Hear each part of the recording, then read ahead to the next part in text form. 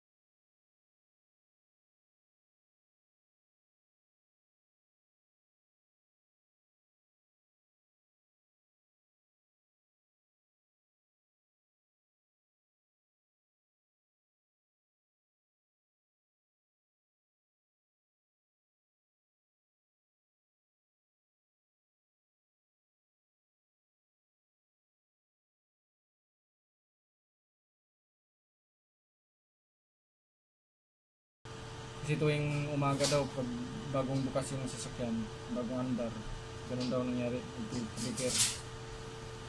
Simbol ko na ito mga sir para masalpak na.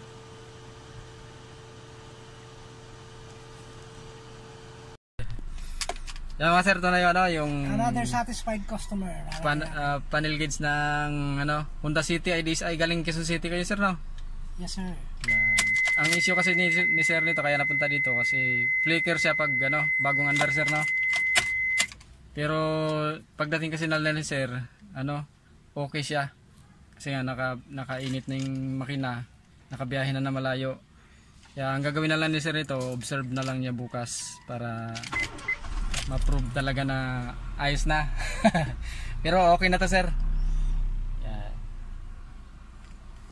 Ayos ng ilaw ni sir, walang iba malabo na yung